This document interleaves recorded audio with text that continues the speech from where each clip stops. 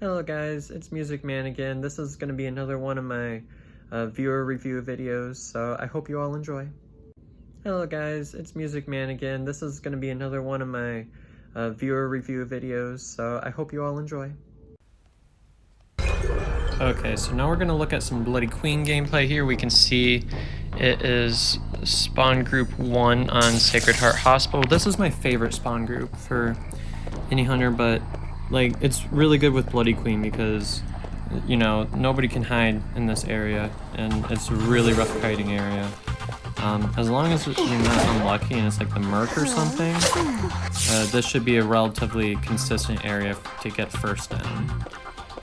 So, we can see you're on top of the prisoner.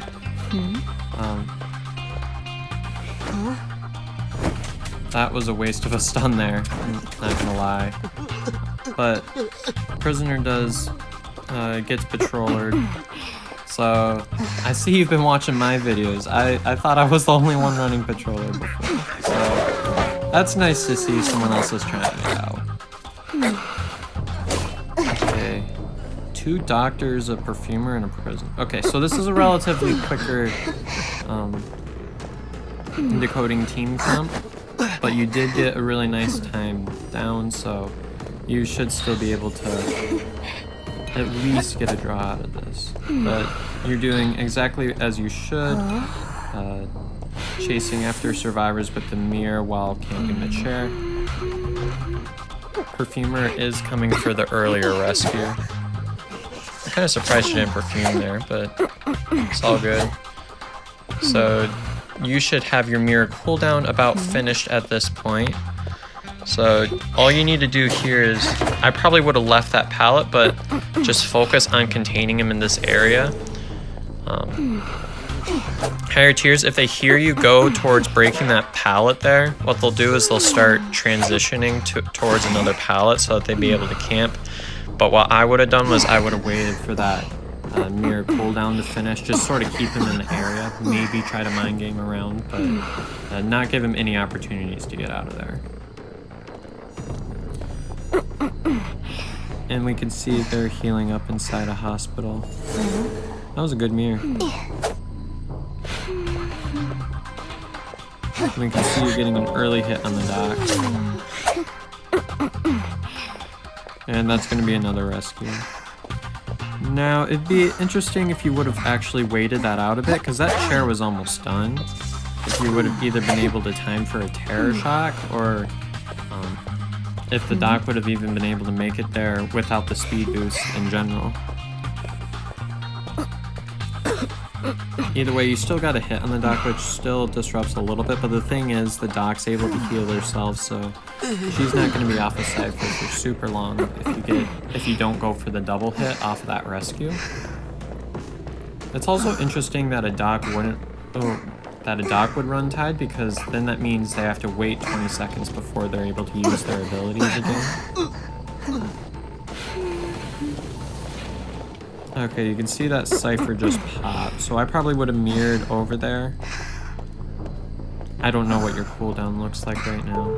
It's probably up at this point, but we can see all the survivors are in this area. There's not a whole lot of communication going on. Even if they finish both these Cyphers, they still need to finish the third one. Oh wow, that doc must not have been paying attention or something. Alright, you're gonna go for another hit on the doc.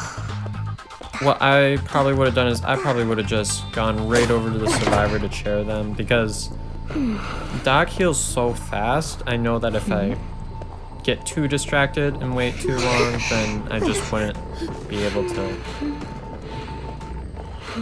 I would just need to down her again, which would waste more time. Although, at this point, there's not a whole lot of decoding going on, so I guess that still buys you a lot of time.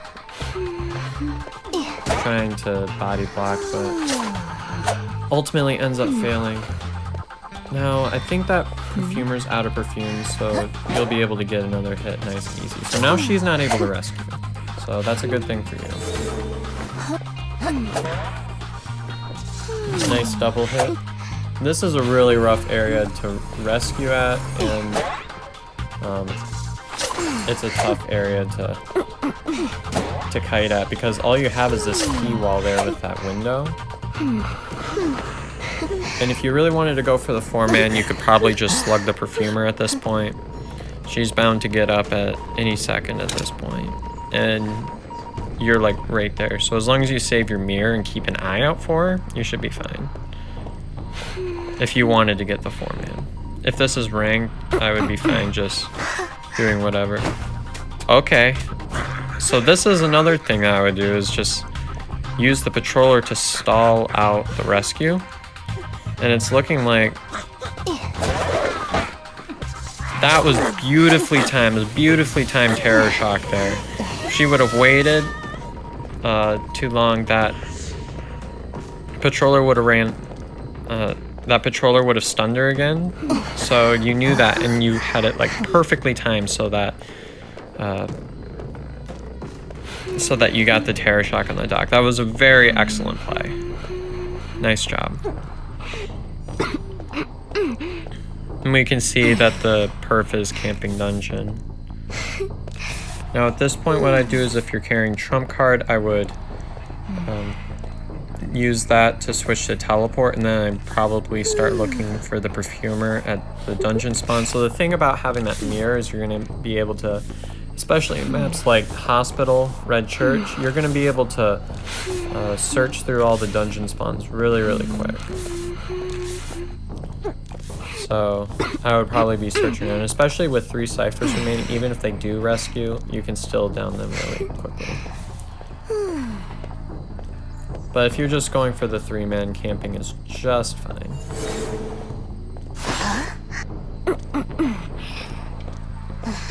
Oh, and you can see that the perfumer was waiting in this area.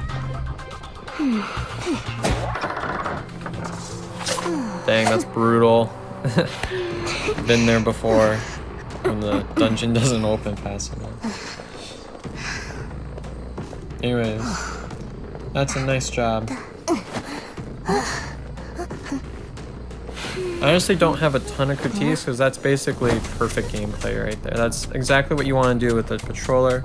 You'll be able to slow down the... You're going to be able to slow down the rescues and be able to stop the rescues and stuff. And overall, you did very excellent job. Thanks for sending in the gameplay. Okay guys, so now we're going to take a look at some geisha gameplay on Arms Factory. I'm interested in watching this gameplay because I normally wouldn't think of Arms Factory to be a geisha map, but just because of all the pallet spam in this area. But we can see, make your way right to 3 pallet. That's a good area to go to first if they don't decide to rotate away, but we see that they did. And what I like to do is, I just like to take a quick glance in 3 pallet. That's pretty much all you need. But just see if anybody's in this area. If there isn't anybody in that area, like if tinnitus goes off or something, I make a beeline to Shack. You can see that there were players. There was another player that was at Shack at that time. Now the nice thing about this team comp is that you're able to chase literally anybody in this team comp. Like Seer, Ento, Enchantress, Prisoner. I mean, Seer's a soft counter to geisha, as long as they know how to tight kite, but still not nearly as bad as chasing any of the rescuers. I guess you can still chase a coordinator, but I'd say that'd be about the extent of what you'd want to chase out of this. Out of the rescue characters. But you get a nice hit early. The Ento did go for the second rescue, or go for the first rescue, but there's no tide there, so this is going to be relatively quick. Second cherry. Nice job getting the hit on the prisoner, although he did have a bird. Now that would probably be a good time for you to butterfly up to the prisoner, just to cover some distance, although you were able to quick dash up there. Now the thing, as far as creating geisha, when you can jump with butterflies, is that as soon as you hear the audio effect for dashing, you can still go, I think it's 6 seconds without bothering to, you can go 6 seconds without bothering to look back, because that's her cooldown. Nice hit on the prisoner there. If I was the Enchantress, I probably would have tried to stun you out of the dash. You can see the Enchantress in this area. Nice job disrespecting the pallet there, and that ended up being the right move. Now you gotta be careful about doing that too much, especially in geisha, because otherwise that can lead to you getting pallet stun, and a pallet stun ends up becoming a free transition to another area. But it did end up working that time against this Enchantress. As you can see, the only survivors that could possibly rescue are injured, so they're gonna need to gather up to heal. Wait. Is this Ento really gonna try to pull off a rescue? Looks like that's exactly what's gonna happen. Alright, so you teleport back to the chair. I would say that's a good call. You gotta be careful right now so that you don't get pallet stun, because if you get pallet stun, you'll be able to get to the chair relatively.